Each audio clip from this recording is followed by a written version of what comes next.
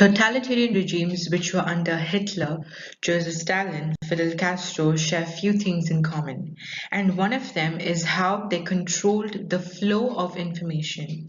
It was important to do so to retain their political positions.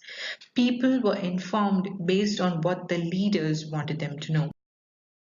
And one such example is how the former Italian Prime Minister bought television channels, radio stations, newspapers, and magazines in his country to protect himself from public criticism. Now imagine this in a democratic country where freedom to speech and expression and right to information are fundamental right. In this video, we're going to be looking at the truth of news media in countries which recognize freedom of speech and expression and right to information as fundamental right.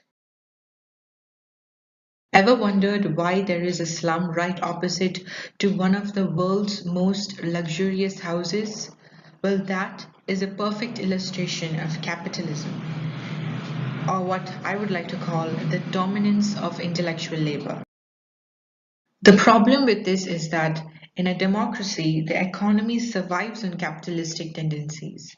The wealth becomes unequally distributed, with the biggest portion concentrated with the rich. It gives them access, capital, and power to manipulate popular opinions. The news nowadays tries to amplify bogus information and evoke a very irrational sense of patriotism. In other words, it tries to take advantage of our national sentiments. Yes, it gives us strong opinions and trending hashtags, but the truth is our 9 to 5 work pressure does not give us room to comprehend the socio-political issues within our country. With all that work pressure, we would rather be watching some entertainment channel. Statistics show that about 50% of India's young adult viewership prefer watching films, reality shows, and serials, and only less than 10% actually watch the news. The problem here is the news media tends to make its programs more entertaining in order to hold the limited viewership it has. The role of news media is to empower people with information, but now it has become a PR stunt double with its advertisements and promotions on movies, election campaigns, and products. It works on this principle of making things familiar so that we get a secure feeling when we consume them. So, why are we talking about the news media? Since 2014, over 200 million Indians have gained access to social media platforms with India's cheap data services.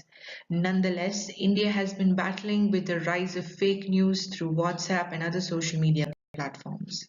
They are used to spread propaganda and misinformation in favor of party politics.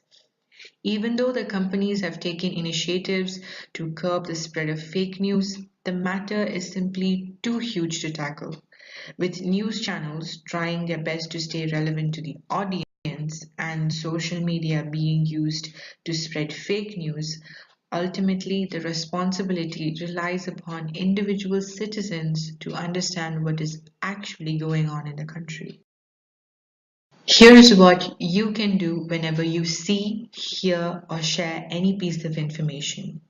Number 1, search about it.